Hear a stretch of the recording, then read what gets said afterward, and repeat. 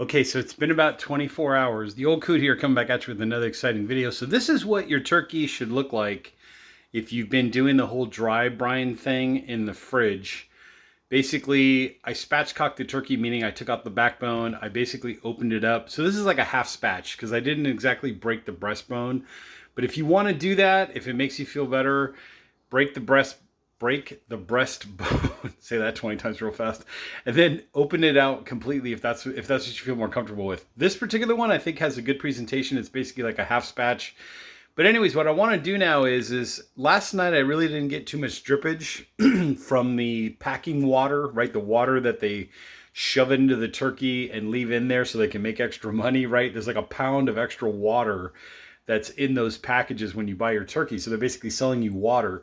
So we want to try to remove all that. If you watch the videos prior to this one, you'll kind of see that process. But we want to remove all that so that you don't get a mealy, right, quote unquote, a mealy turkey. You get a nice, by removing that packing water with this process, right, doing the dry brine in the fridge for about 48 hours, you're removing that extra water that doesn't need to be there. And what you end up with is a nice, beautiful, juicy turkey.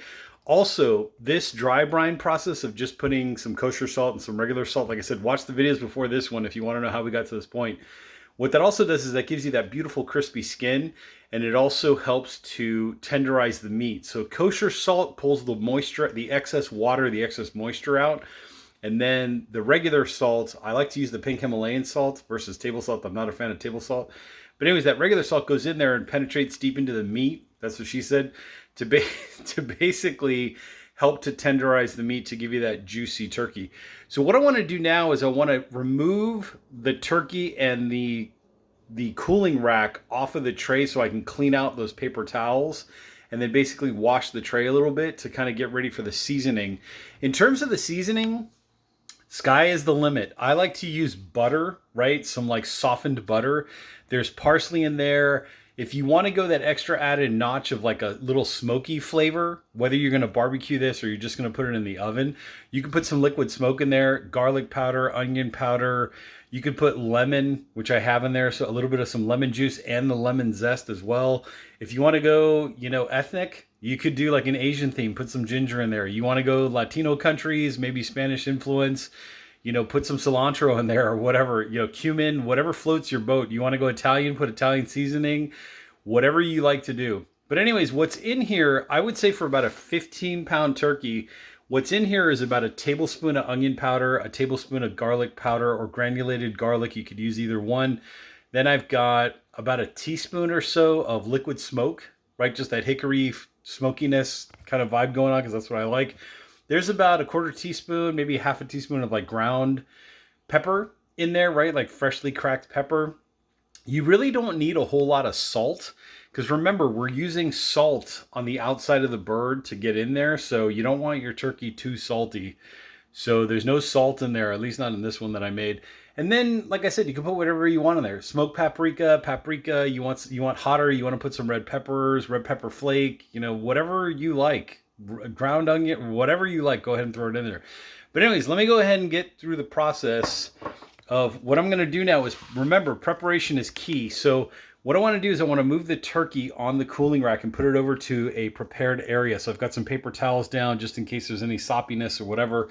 And what I love about these Volrath combination kitchen gadgets is that the Volrath has these holes right here. See these holes? Whoops, there we go. See these holes right here where you can reach in there and pull this out without having to use another utensil or whatever. So what I'm going to do is just like piecemeal, go in there, pull out a corner. There we go. Take this out. Okay, and we are out. So basically now I'm just going to leave this here to rest. And this is the aftermath. This is basically about 12 more additional hours of all that packing water coming out of the tray. So what I'm going to do is clean this up a little bit. Let me pause the video real quick. I'm going to clean this up a little bit, wash the roasting pan, and then put my turkey with my neck, the neck, the backbone, and the livers back onto the tray. What you could do at this point, like if you had the turkey heart, the giblets, whatever the heck it is, you could cook those now if you wanted to. Like the turkey liver, I'm probably just going to make it today as like a little snack or whatever. Like you don't have to bake it with the rest of the turkey. or you can save it in the fridge for when you make the gravy. You could make it with the turkey and then use it to make the gravy after, or whatever you decide to do. But anyways, let me pause the video real quick. I'll come back right back. And we're back. Okay, so nice clean tray. I just washed it, rinsed it basically. What I want to do is maybe get, paper towels are your friend, by the way. Grab a paper towel again and just go ahead and kind of wipe the area. You want to try to get out as much of that, you know, water as you can after you rinsed, you know, the tray off in kind of warm soapy water. I like Dawn dish soap. So Dawn dish soap is usually the one that I use to clean these things. Basically, you have to remember that this pan is what's going to collect your drippings when you cook your spatchcocked turkey. So you want this thing as clean and as sanitary as possible, because that's how you're going to end up making your gravy, is in the same pan. So that's why I like to just wash it, rinse it out. By the way, if you're curious, if you did see the videos prior to this one, you may need to do this process like every 6 hours until you don't see any more drippings come out, or if the drippings subside, maybe every 12 hours. But basically what we're doing is we're trying to dry brine, right? Pull out that extra packing water as much as we can. And it takes about 2 days to do that, about 24 hours. I'm going to show you all my trash bags. See all that extra, see those paper towels in there? That was at least about 3/4 of a pound of water that just came out of the bird. And that's all that ice after the freezing process. But basically what they do is when they process the turkey, they hose out, or they rinse out the inside with water, and they just leave the water in there. I mean, they try to dump out as much as they can, but realistically, they know that water is money to them, because they can charge you for water on the final price. So anyways, what I want to do is I want to bring this back over and then just go ahead and sit it down. And like I said, what I'll probably end up doing is, let me show you this side so you can see the back side of water over here. So what I've got here is this is part of the backbone, which is good meat. I mean, there's good meat on here, but this is what's going to help to flavor, like the drippings from this is what's going to help to flavor that gravy after we bake the turkey tomorrow, right? 24 hours from now. So what I want to do is just set this aside. Like I said, paper towels are your friend. I want to set aside the neck, and I also want to make sure I know the orientation. So I want to flip this now, because I want to do the dry brine on this side as well. Probably the same with that. And then the liver, the actual turkey liver. So I pulled this out. I'm going to make this probably today, just as a little side dish. You know, everything's a little side dish to me. But anyways, here we go. So this is basically now the seasoning process. So I've got my softened butter, right, with my parsley, my smoked liquid smoke. I've got some pepper in there. I've got some garlic powder, granulated garlic, right? And then I've got some powdered onion in there. Whatever you like to use is up to you. The trick now is whatever you put on the outside will probably get extra crispy and toasty. So what I want to try to do is I want to try to go underneath the skin. And this is the best time to do this after 24 hours, because the skin is still pliable, right? Meaning that I can still get my hand up inside there and season this from basically the inside out. The technique I'm basically going to use is I want to just grab like a little globule of it, put it in a spot, and then press down and just smear it inside. You don't have to get every square inch, but obviously the more you do, the better, the more flavorful distribution, or the more flavor distribution you'll get in the final product. So let me go ahead and orient this way. Give this just a little bit of a turn, just so it makes it easier for me to work. Okay, so you've got this huge cavity here, right? What you want to do is take, by the way, I do recommend wearing some kind of food grade latex, or sorry, powder free, like gloves or something, just so you can get in there and you don't contaminate your meat with any latex powder or any of that kind of stuff. If you're allergic to latex, I believe they sell these like in vinyl or other types of like rubbery type materials or whatever. But all I'm doing here is I just want to kind of like separate the skin from the meat.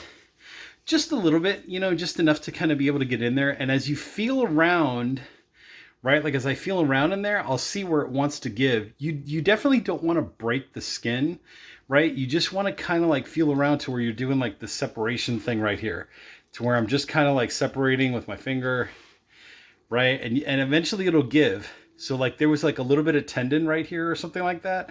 And what I want to do is I just want to kind of like work around it, work in it, right? Just so I can get some of that flavor. And remember, as you cook, obviously the butter is going to melt and it's just going to drizzle down into the meat. And that's what's going to give you a little bit of that extra flavoring and moisture and everything else. This came up in the comment section, also in other videos that I posted, like also in those comment section. Should you do an injectable You can do whatever you want. I have my feelings about it. I'm not a fan of the injectables because basically you're just reintroducing more excess water or excess moisture back into the meat. What makes the meat juicy and tender is that process of pulling all that extra packing water out, right? So when they pack the turkeys, they usually pack them with salt water to, again, make more money, right? Because if they stick an extra pound of salt water in there, guess what? You're paying for that pound, however much it comes out a pound, $1 a pound, $3 a pound, whatever it is. So you're trying to take that out because that's what makes your turkey mealy when it's all said and done, when it's all cooked. If you want a nice juicy turkey that has good mouthfeel, like I said, everybody has their own opinions. You can fight it over in the comment section amongst yourselves. But for me personally, I'm not a fan of the injectables. I think you're just creating a hole that doesn't need to be there. That's what he said or she said. So anyways, I think I've got it good enough to where I feel comfortable, right? I've gone all the way deep inside of there. I've gotten down the sides. Okay, so now it's time to go ahead and smear. So what I'm going to do is I'm just going to take like a little, about a tablespoon's worth, right? And just go ahead and shove it in there.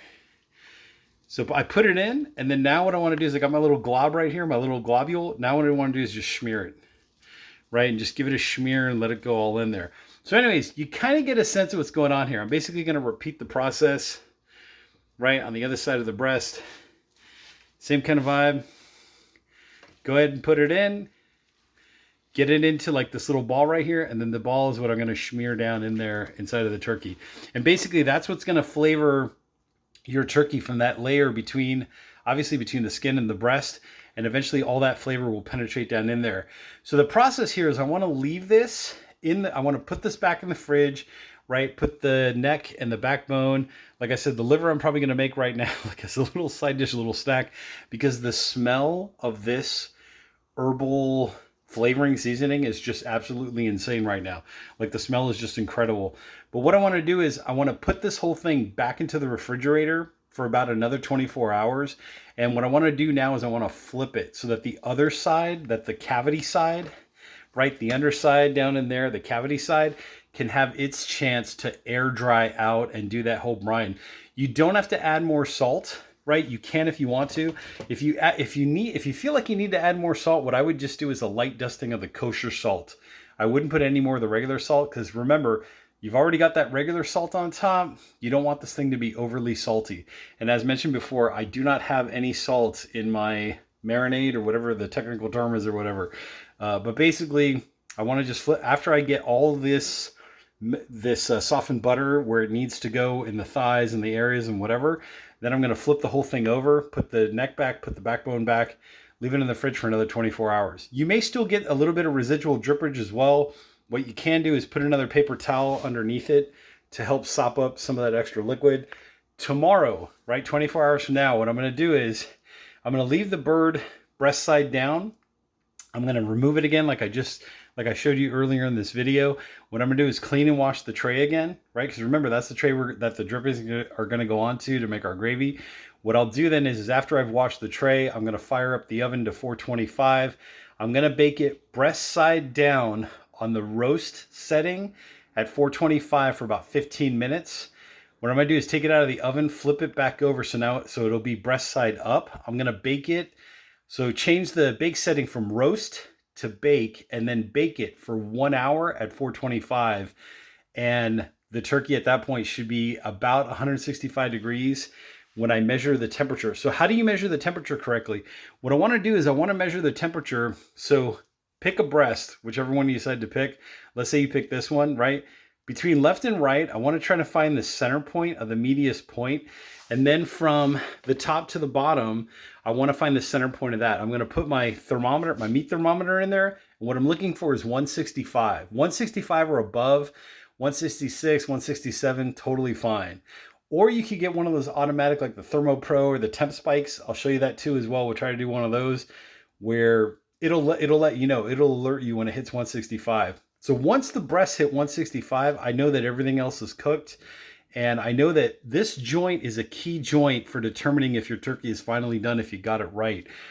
What'll happen is I'm going to remove the turkey from the oven, take the temperature. We hit 165. What I'll do is I'll tent the turkey, right? and let it rest for about a half an hour. Very, very important. So 1 hour and 15 minutes of cooking time, about a half an hour of rest time underneath that tent. All those juices are going to collect in that pan. Then what I'll do is I'll remove the turkey onto the cutting board. And then in the meantime, I still have maybe like 5 minutes or so or something like that. What I'll do is in the pan with the drippings that are in there, I'll go ahead and make my gravy, and we'll show you all that in a future video. Anyways, I hope this video out here helps someone. I'm the old coot. I'm going to go ahead and stop the video here, but I will be back tomorrow to show you this beautiful cooking process. There are links down below in the description, also in the comments section, and I'll comment below if you have any comments or questions, and I'll catch you all in the next exciting video.